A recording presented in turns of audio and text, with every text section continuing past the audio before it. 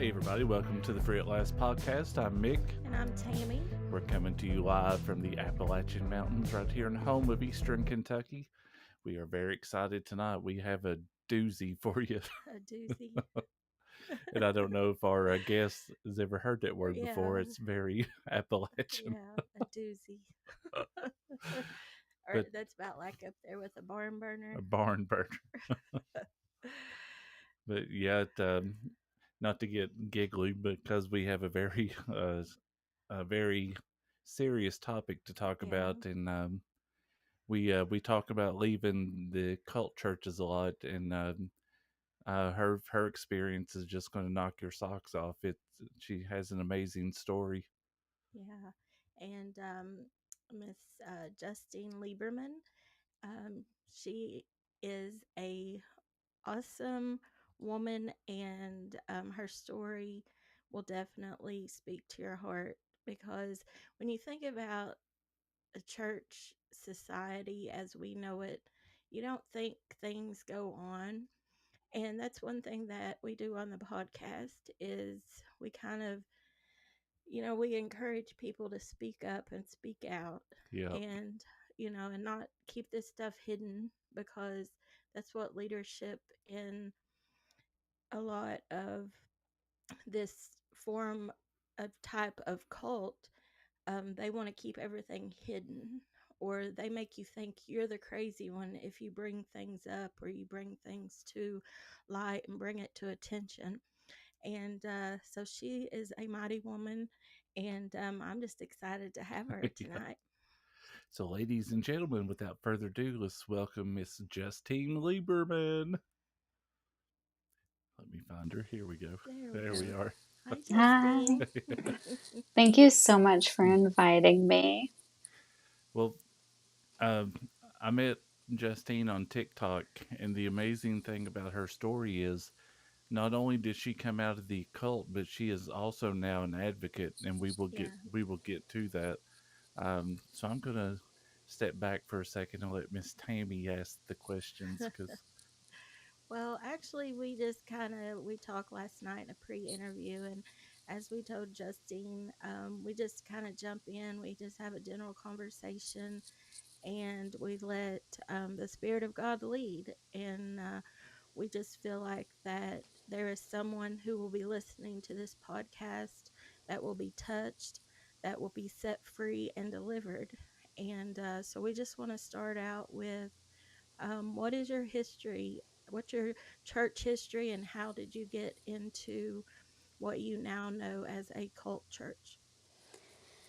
Well, I was 3 years old when my mother ran away and literally joined a cult. Like the thing, I don't know, it was like such like the thing that everybody thought would happen actually happened in my family. So my mom had been an addict and was having a really hard time being a mom. And she ran away and went to live with her sister, who was in this church. Now, this church at the time was called the ICOC, International Churches of Christ.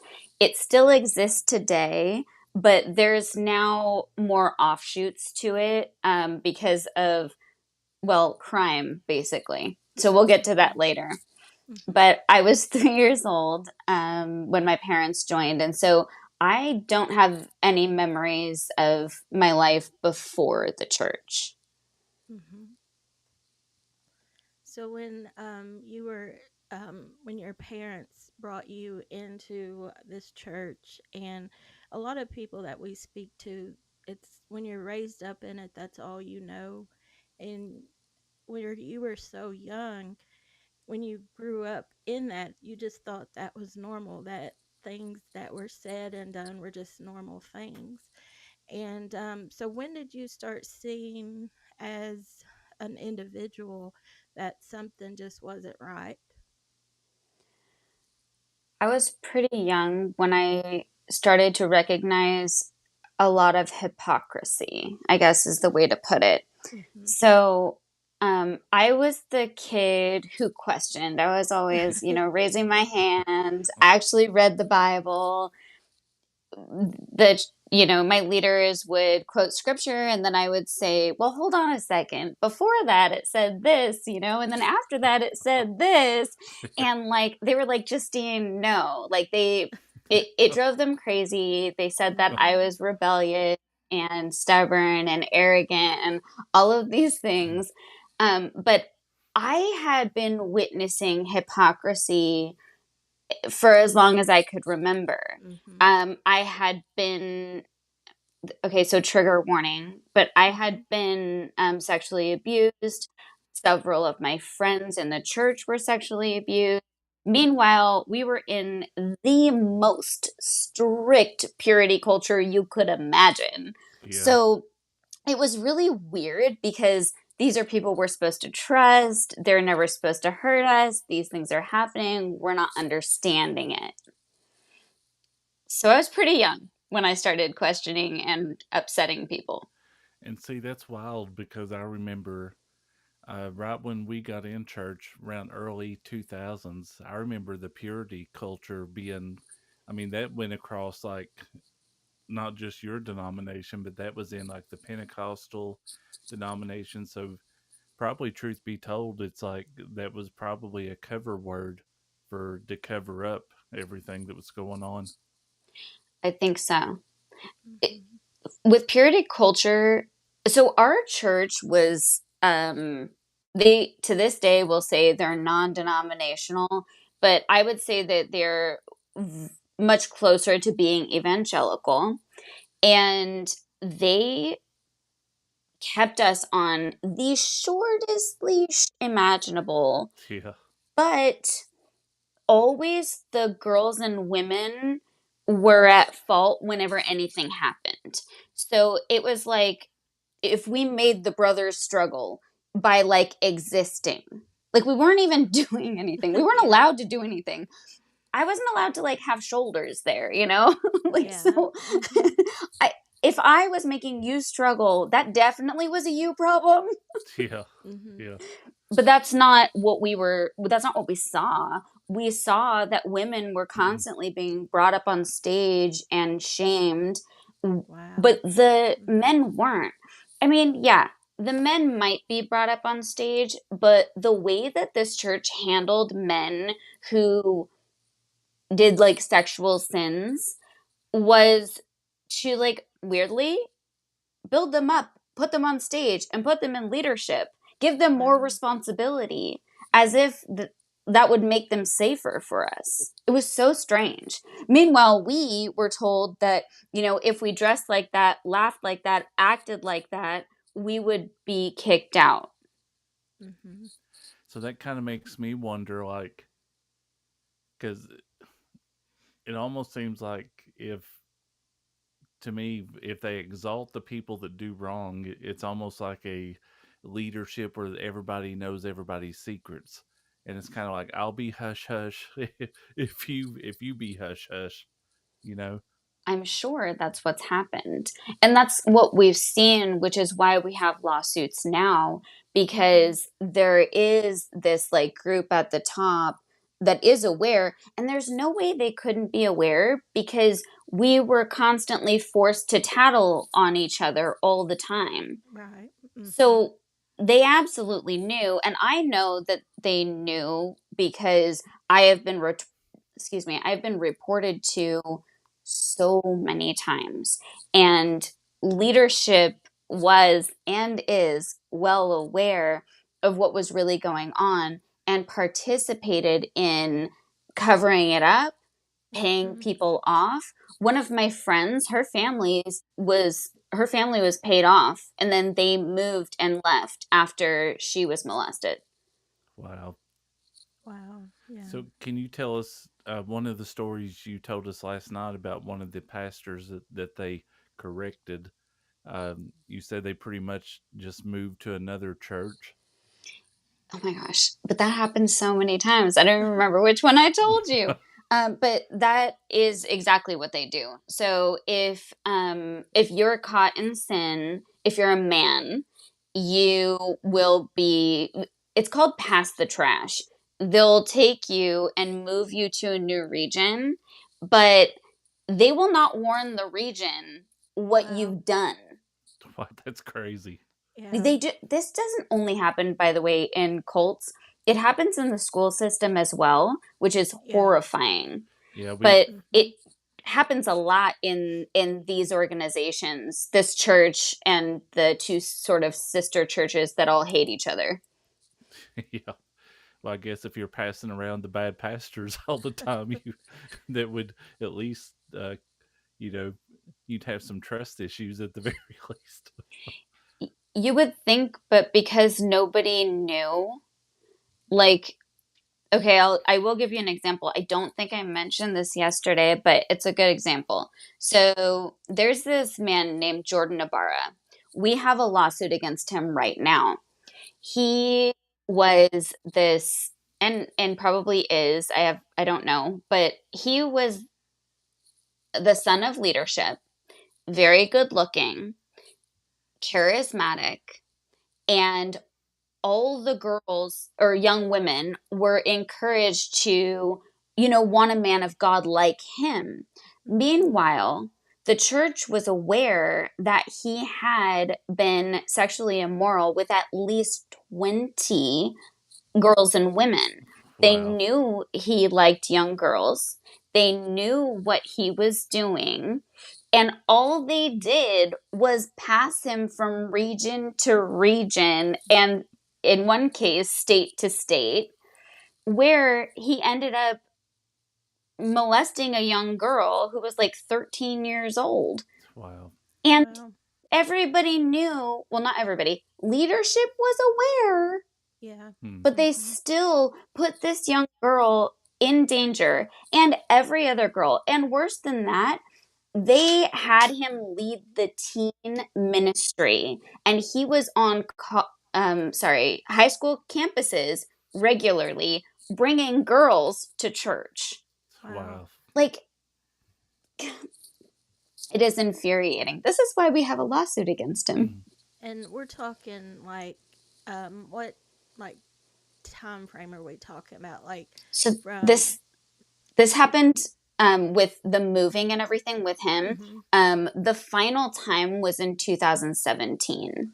And that's what I want our listening audience to know is like, to me, that's recent. It's Yeah. so recent. And Yesterday. yeah, and so people need to be aware that, it's like when we talk about this and we advocate for this, we're not just pulling this out of the hat somewhere. There are people that, as we speak, are being abused in a church setting, and they don't feel like they can go and talk to anyone.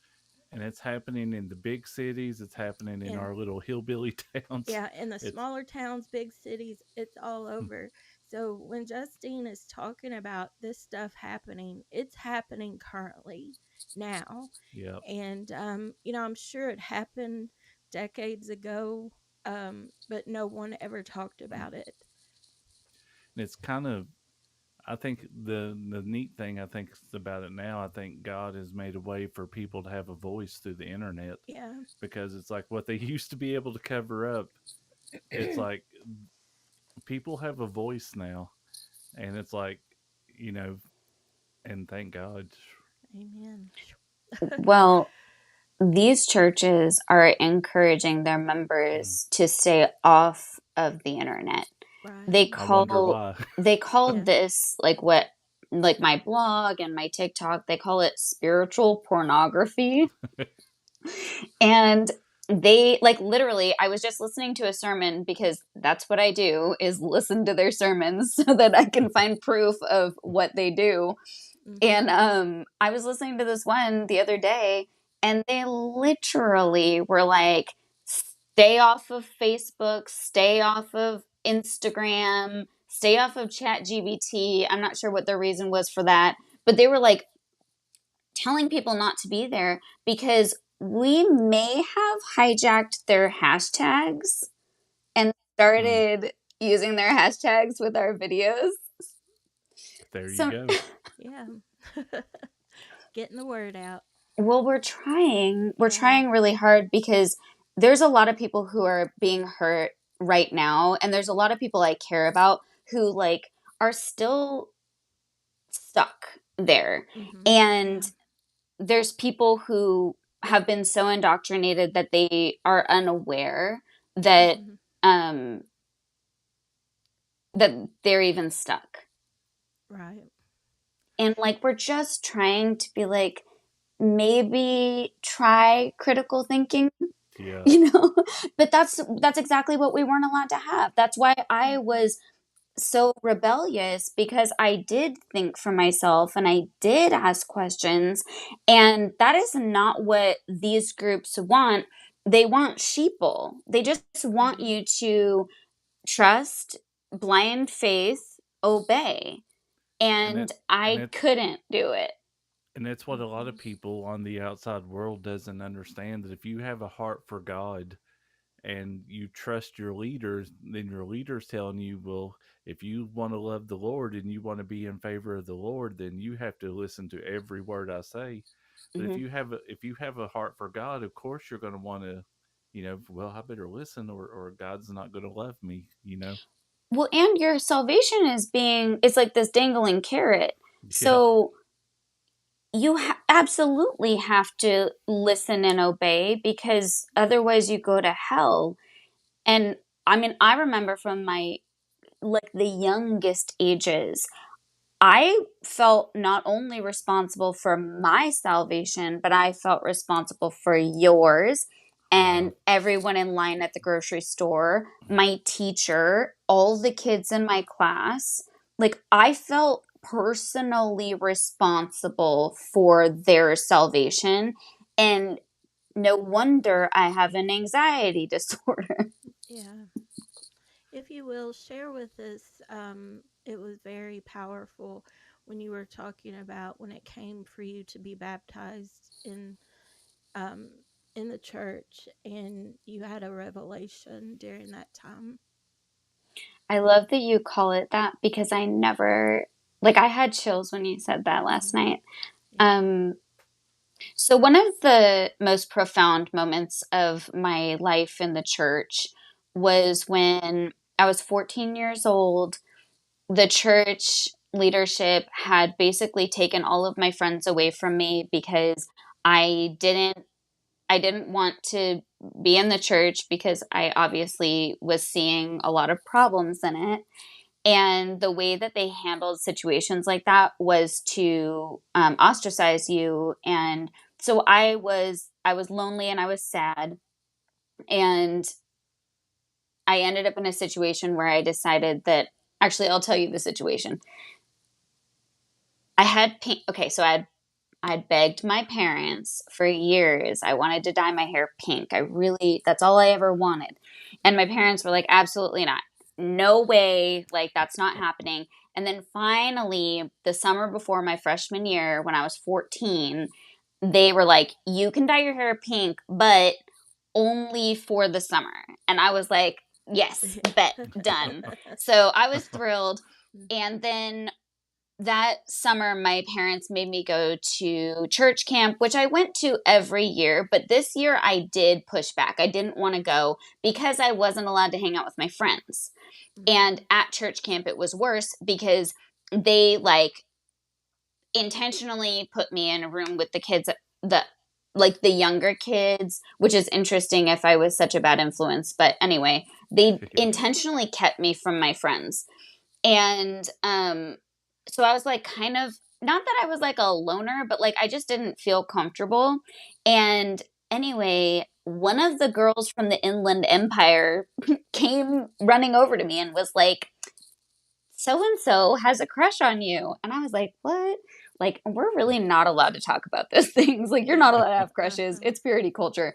But also, I was like, I'm not trying to be a disciple. So I was like, oh, I'll meet him. I'll hang out with him. So we like went and sat in the grass and talked. We might have held hands. I can't remember, but that could have happened. Anyway, it turned into like the Oh. biggest drama of like, Yeah. you like, oh my gosh, you would like, literally, I'm Jezebel, like you would Yeah. think. It was awful. So look, my only way out of this, the only way out of this was to be like, fine, I'll study the Bible, which were the Mm-hmm. indoctrination studies. And Mm-hmm. so I was like, fine, I'll study the Bible. And I did feel really like shamed and embarrassed Mm-hmm. about the whole thing, even though looking back, I am like, really, I was just a teenager and it was not a big deal. But Yeah. in this situation, it was. So I did a thing that like nobody did. I went through the studies in less than a week. And I was able to do that because I was raised in it. And so I knew the scriptures, I knew the answers. But at the very end, you have to go through something called light and darkness, which is where you have to confess every sin you've ever committed. Now, I'm 14 years old. So in this study, I don't really have a lot of sins to confess. Like maybe like I lied to my mom or I didn't take out the trash kind of thing. Like it wasn't I really wasn't like that bad of a kid. I even Mm-hmm. started like making up sins because they would Wow. kind of keep Yeah. pushing you until you like were like bad enough or broken enough or felt bad enough. Um so then after and during this, by the way, I confessed that I had been molested, but like I confessed it like it was my sin, which is like Wow. wild because it Wow. wasn't my sin. Right. But a lot of us confessed. That's how a lot of us told someone was during the light and darkness study. The Wow. next thing we go through is the cross, where they like basically name all of your sins, and each of those is like a nail in Jesus, like you nailed Jesus to the cross because you did these Wow. things. It's Wow. very intense, very traumatizing. Now, As was if this in front of the church or is this like small group this is or small group. okay. Not to say that they won't bring you in front of the church, but not for Wow. this. Yeah. So I go through that, and then at the end of the cross study, this is where you have to be broken. They don't believe that you're like really in it, really truly a disciple, ready to be a disciple, unless you um, are completely broken, which means you have to give something up. Mm-hmm. And they made me dye my hair. I had had pink hair for like a week and a half, and it Wow. was all I ever wanted. And I know that they liked everybody to conform. You're not supposed to look different. Anyway, it was awful. I went on this prayer walk by myself where I was talking to God, and I just couldn't understand why God cared so much about pink hair when all these other women are getting Botox and Right. they're dyeing their hair like Mm-hmm. normal colors, but like somehow mine was the issue, right? Like it felt like hazing, I guess. Mm-hmm. And even my parents fought back because they were like, hold on a second. Justine's wanted this forever. We told her yes. But what my parents didn't know then, they know now. And I've like literally told them instances where like I can prove this. While my parents were my parents, the church was always the authority. The church Yeah. Mm-hmm. always made all the rules, to the point of I wasn't allowed to date, but then the church would call my dad and be like, Justine is going on this date with this guy. And my dad didn't have an option. So, Wow. like, Yeah. literally, the church was the hierarchy in my whole life. So, of course, I'm like, all right, God, you know what?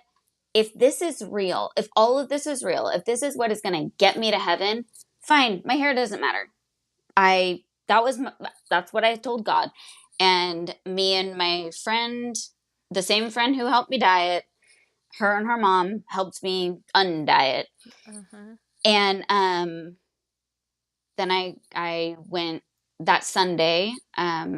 They announced it at the pulpit that finally Justine Lieberman was getting baptized. And So like the what? whole congregation showed up. It was huge. My baptism was huge in the Pacific Ocean. And my parents, my dad and my stepmom, they brought me out, dunked me under the water. And when I came out of the water, I didn't feel clean. Hmm. Yeah. And I was so dejected and so, I want to say like maybe confused. I was sad. I was mad, to be honest. I think I was really mad. And I looked as we're walking in from the shore. I looked at all of these people and I was like, whoa, they're lying. Like they're all lying. And I know some people have said that they have felt different. I don't know. I don't know what the truth of all of that is, but I'll say that I didn't. And I looked around and I felt like I'd been duped, and I felt sad. And I remember my friend's little brother walking up to me and like giving me a hug and saying, "How do you feel?" Like he wanted me to prove it to him that this is real. Wow. And all I could say was cold. Wow. And you guys, yesterday were saying that was probably this revelation, like me being told that like there's no spirit in that church. Yeah. Yep. And that was the beginning of more rebellion for me. But I did actually keep trying because I thought maybe somehow I did it wrong. Yeah. And see, the thing is, it wasn't in what you did. It's the way that you can't repackage God in something that's not truth. Yeah. And it's like, you told us several times last night that you feel divinely protected. And it's like, I'm just going to tell you, it's like God has his hand all over you because you have a purpose. You don't even know the fullness of it yet. You are just now stepping into the smallest part of it. But what God is after, he knows that you were seeking after him, even though that he was packaged in religion. And that's why he couldn't honor that ceremony, because they were portraying him in a way that he can't be found. You know what I mean? Yeah. And it's like when you get to that point in your life when you're ready, and like, because faith is all about, it's not about religion, it's not about what you do, because none of us can do anything to earn a relationship with God. Absolutely nothing. That's why Jesus died on the cross for us all, because there was a debt that none of us could pay. And it's like when you get to that point, you will know that it's all your faith and belief in him. Then you'll be able to receive that free gift, and you will feel like when you come up, you will feel the washing away, because like when you put all your faith and trust in him, then there's nothing you can do to save yourself anyway. That's why he's called Savior. And you don't even have to dye your hair. Yeah. Yeah. Yeah, we've seen him dunk pink hair, orange hair. When I was older, like I must have been like 26 or 27, I ended up dyeing my hair pink, and it was my like baptism, I would say. Like Yeah. it was, I reclaimed it, Yeah. and I kept my hair colored for like a decade because Yeah. it was my choice and it was my hair. Yeah. But I remember doing it and being like, whoa, it's so wild, because after that incident, I did not dye my hair again until I was 14 at that time. And when I dyed my hair again, I was like 27. Yeah. So that's how deeply that affected my psyche. Yeah. And see, here's the funny part is, it's like you're quote unquote the rebellious one, but you had more revelation than all of them put together because you knew it was fake. Right? Yeah. It's so funny because I've always kind of been that one, right? And I think that's what's been frustrating is I've been the one who listens to my gut, right? Like Yeah. I listen to my intuition, and that was something we were taught not to do, but Yeah. mine was pretty strong and always has been pretty strong. Yeah. So there is this voice that guides me, and I think that that's kind of why I didn't last very long. Mm-hmm. So let me ask you this: like, was there anybody that got out before you did that? What was it like when you had that revelation? Like, I gotta get out of here. So I was planning on running away. I had a bag packed, I had money saved. I was planning on leaving. I actually did run away once, but not far enough because I went to a friend's house and her mom called my parents, which was probably like the right thing to do for her. But I was planning on running away. Mm-hmm. And because it was awful. I was miserable. And I also, at the time, I didn't know this, but I also had an eating disorder. So I was very thin. You know, when you're in this culture, this fasting culture, this giving everything up all the time Mm-hmm. culture, uh, people are starving in Africa culture. Like there was just, I think I used that, misunderstood it, and it was the only thing I really could control. Mm-hmm. Also, this is so awful. Also, my little sister was like a little bit bigger, and her discipler, which is like a handler, told her that she couldn't study the Bible to be saved because she was too fat. Wow. Wow. So like that's the culture. Like our the leader of these churches, we literally have videos of him screaming from the pulpit that many of you are overweight and you disgust me. Wow. And this is what was fed to us. So, Mm-hmm. like, it's not that surprising I would have ended up with an eating disorder. But I was planning on running away. And my plan was my friend, all of us, we had this event at Magic Mountain. So, like, Six Flags. Mm-hmm. And it was like a church event. So you went, you did the big, like we were in the big stadium, and you know all the music, and it's like the whole Teen Mania thing Yeah. basically. Mm-hmm. And then and we've done it like every year, so I knew the drill. So me and my friend both were gonna bring our backpacks, which were filled with clothes and money, and we were gonna go and act like we were going to this teen event, and then we were going to leave and we were going to catch a bus. We didn't even know where we were going to go, but we were running Wow. away. Well, right before that, my parents ended up figuring out that I was very sick. Took me to basically, we end up finding out that I needed to either be hospitalized or put into a residential treatment program for an eating disorder. Mm-hmm. So I didn't make it. I didn't go. I wasn't able to run away. But I did spend the next 90 days in intensive therapy. Mm-hmm. And this facility, the therapists, the other members of this facility household, it was co-ed, wild, right? I was like in the same house as boys, and Yeah. it was very crazy for me. But I was Mm-hmm. finally in a place where they started to deprogram me.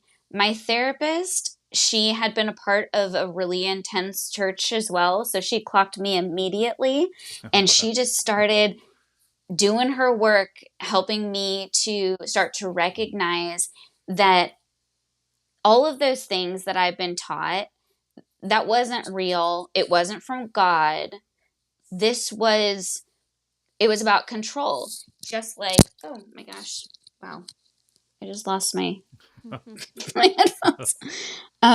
But all of this wasn't from God. And we played this game, me and the other members of the household and like the therapist.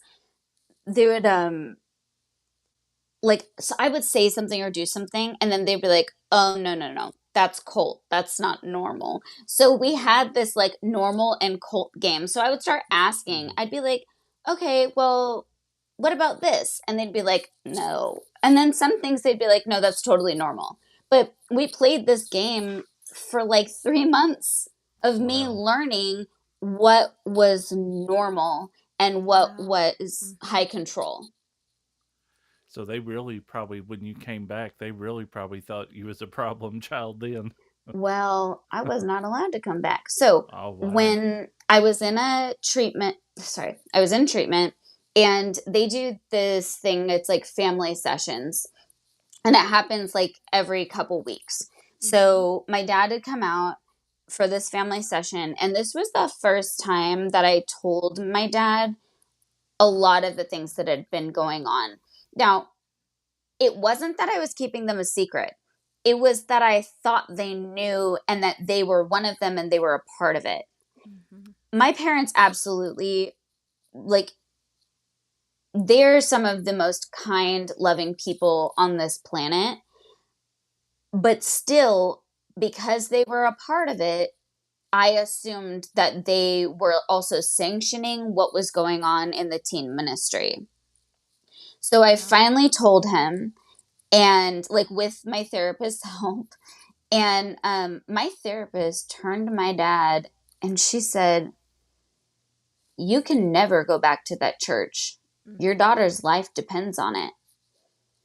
Wow. And my dad said, "Well, one of the things I want to tell team today is that we're not going back." Mm-hmm. And he didn't tell me then that I had already been marked and disfellowshipped. He also didn't tell me that he and my stepmom also were, because they had supported me. The church didn't want me to be in a program like that. They didn't agree with therapy outside of the church. Like, I had a therapist for years because I struggled with depression and anxiety and lots of issues that you can imagine, but that therapist was a therapist in the church. Yeah. Yeah. Mm-hmm. They didn't want truth getting out. They And did not. And then, and of all the people, me being the one, like, can you imagine? So, of course, I'm writing letters to my friends because we were mm-hmm. like still pen paling during this time. I wrote to my friends and I told them, "You guys, we're in a cult." Mm-hmm. And that didn't go over well either, as you Yeah. can imagine. So what was it like when you heard your dad say that we're not going back? What went through your Um, mind? I want, I thought I was going to throw up. Mm-hmm. Like, I just didn't know how to handle that information. I would couldn't have been happier, but I also recognized that this was the end of an era.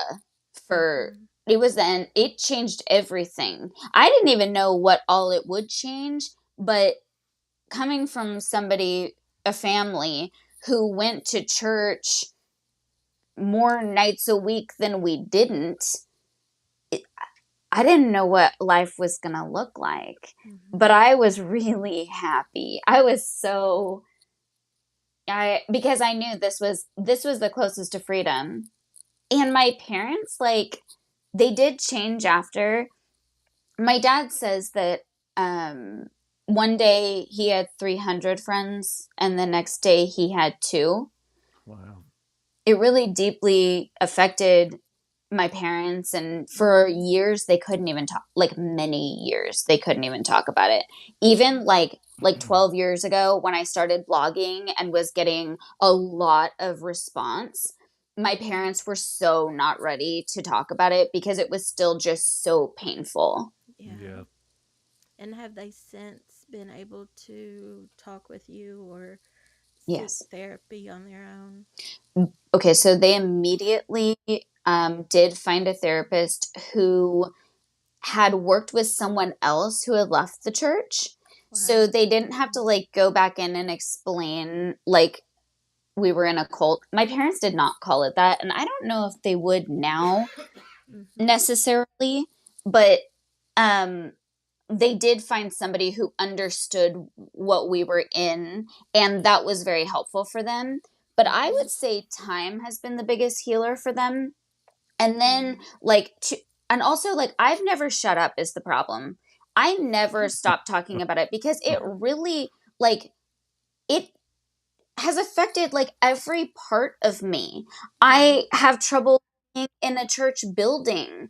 Like I have I also am still weirdly judgmental of Christians, like of their type of Christianity, even though I'm not even a Christian. But I'll be Yeah. like, Right. oh, yeah, Yeah. that's a lukewarm one. Yeah. Like, what? I Yeah. don't even care. But Yeah. somehow you're not doing it right. Like, it's still so ingrained in me. Yeah. So, what is your next step in the future? You said you've been blogging for 12 years, and the way that social media has progressed, most definitely with TikTok and Facebook. What are you doing now? What's your advocacy now? So I'm so grateful for this. I am now a victim advocate and I support survivors of the cult that I was raised in.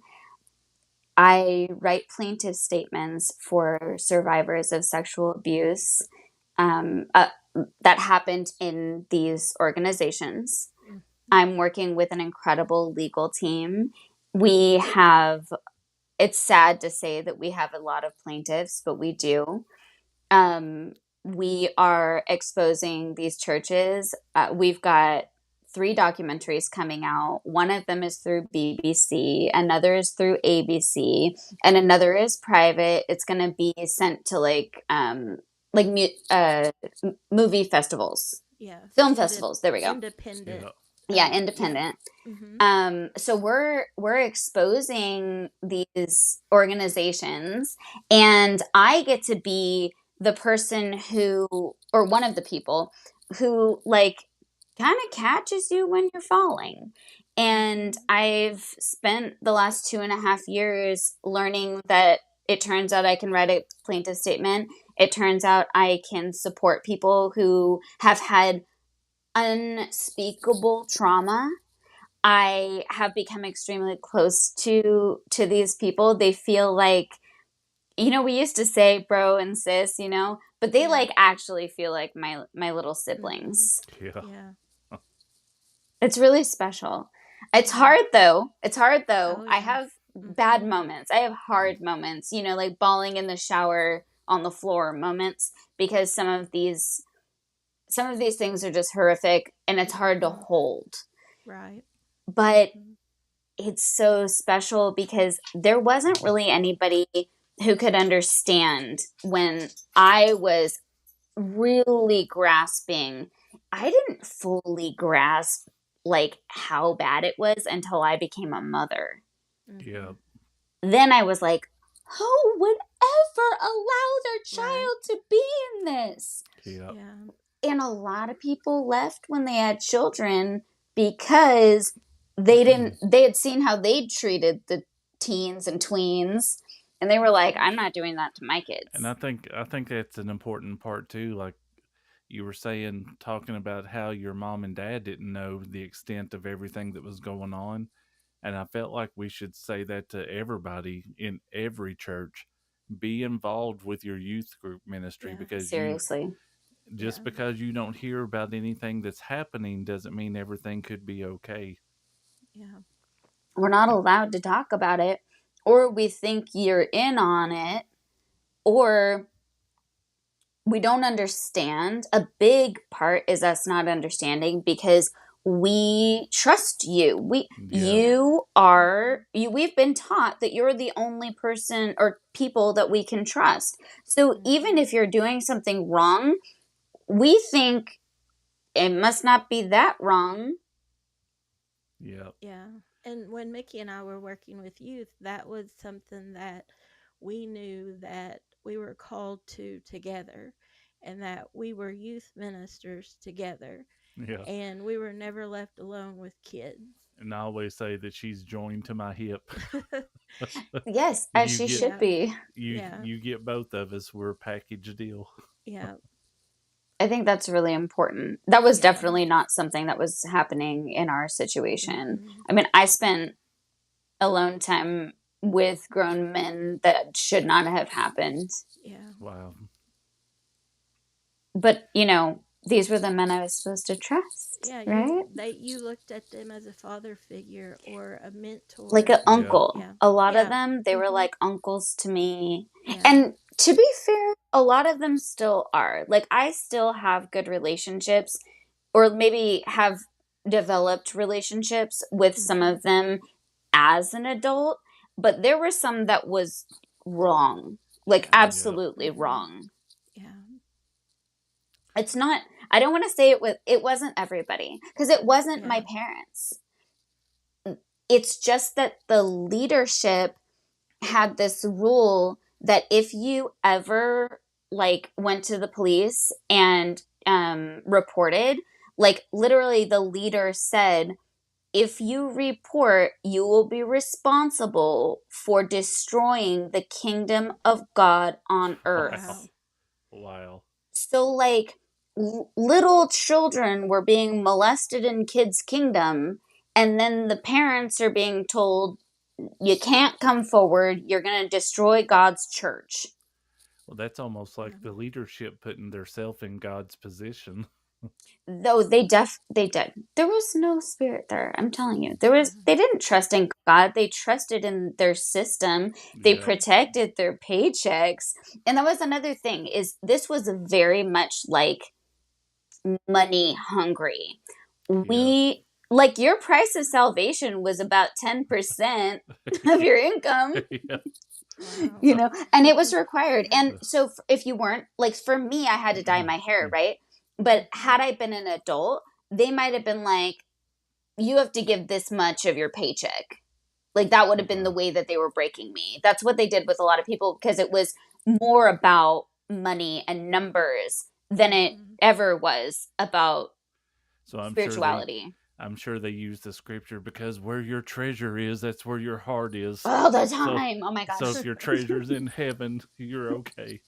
Yeah. So, so are the same leaders still in position today, or have they been relocated, or because is this still going on today? Oh, it's definitely going on today. And now it's even harder to kind of track, because Mhm. in 2003 there was a really big split.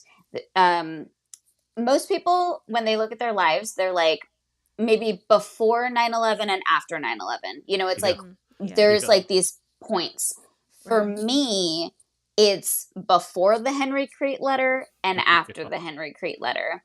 So this man, Henry Crete, wrote a letter that was not supposed intended for everyone to read, but it did end up being leaked.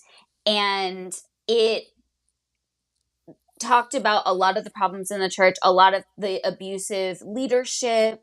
There was so much abuse going on. It was not just sexual abuse. Like, we're Mhm. talking across the board, financial, spiritual, verbal, just abuse. Mhm. And I've lost my train of thought. The church split, Oh, okay. So the and church there you go. split, and so they had removed the main leader. His name is Kip McKean. They'd removed him because of his sin, but they didn't tell anybody. So he Mhm. was in sexual sin, but they said that um, he needed a sabbatical or something like that. Yeah. So he ends up going off and creating a new church. So the first church was the International Church of Christ. He creates this new one out of Portland called the International Christian Churches. Now, fast forward, he has been caught in sin again, and this Wow. time it's worse than last time. Wow. And Yeah. Wow. he just started a new one, and it's called the Reclaimed Church Worldwide. Now, for anybody who is concerned, check on your college campuses, because that is the recruiting ground. And Wow. all three Yeah. of these churches that use the same doctrine but all hate each other Mhm. are using different names for, like, Bible studies. So if you get invited to a Bible study, be wary, because it might not be what you think it is. So And could they intentionally go after college students Yeah. because they know they're young, impressionable, away yeah. from home, and vulnerable.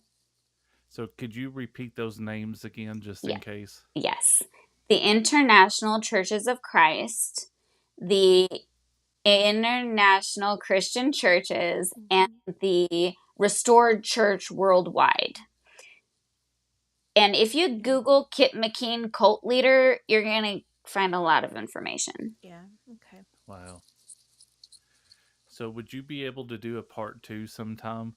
I would love Because to. like I know there's a lot to unpack here, and like one of the things that we would like to talk about that because our listeners are used to hearing us like talk about it, but like I think it'd be cool to hear your take on things um like one of the things I was thinking of as you were talking earlier, like like after you leave a cult, you go through this period like where you're so much used to a routine, and once you get free, you go through that stage where you kind of miss the routine a little bit, and you kind of get lonely, and even like what do I do now? What am I supposed to be Yeah, doing now? What's my Yeah. purpose? Yeah. yeah, Hmm.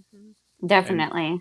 like maybe we can talk about like some of the triggers and how we learned to cope with those, and because but I really feel like we're helping people that's they're either in cults now and they're getting ready to get out, or they're in that spot where they're out and it's like, now what? Yeah. I would love to have those discussions and help you guys to support other people in any way. Yeah, and I Yeah. was going to say, like, if you have any of your friends that, I mean, I don't care if they're believers or not, if they want to share their story. Yeah. Their It's like experience with. we've kind of like we're kind of like trauma bonds and brothers and sisters. Yes. so so Yeah. because this is one thing that we feel strong about. We want to help get people's stories out there, because that's how we found out we was in a cult. We was watching Leah Ramey on Scientology, and Yeah. Yes. it's almost like spiritually she took us in the corners like, Yeah. Like, you wake were up. in a cult. Yeah. Because we That didn't know prior when we were in it and when we got out of and left the church, we did not realize what magnitude we were in until we were out. that makes a lot of sense. I think it took me a long time, and documentaries as well. My Hmm. first was Going Clear, which is also about Scientology. But I shared with you last night that Hmm. my husband thought like churches just in general were cults, and it drove me insane because I was like, no, they're not. Mine is a cult. Like Yeah. you're making I felt like it was just like diminishing my experience. Yeah. And then we watched Leah Remini's Scientology and the Aftermath, and he just turns to me and was like, oh, like he got it, and I was so grateful. And you know what, never since then has he been like, get over it, stop talking about it. Now he's like, no, keep talking about it, keep Yeah. helping. Yeah. But yeah, I will get with you, and we will schedule a part two sometime. Yeah. And I know this has been helpful for somebody out there, and I'm so thankful that that you shared your story with us. Yeah. We're thankful that you're able to talk about it and you're at a place to where you are helping other people, and it's gonna it's like it's gonna explode for you, Yeah, and your voice is heard. Like I told you last night, you're gonna be like John the Baptist crying in the wilderness. I forget that she's going to be the table flipping Oh Jesus. yeah, yeah, yeah. The That's right, table I'm keeping flipping that Jesus. forever. I'm the table flipping Jesus. So if you ever get a merch table, maybe that can be on your t-shirts, Yeah. and make I sure he love that so much. I literally told everybody on Facebook about it last night. and make Awesome. sure he Yeah. has red hair on the t-shirts. Yeah. Oh, All Thank you right. guys so much. This has you're been welcome. amazing. Yeah, Yeah, it's been wonderful. a divine connection. But all right, everybody. Till next time, we are going to hop off here, and God bless you all.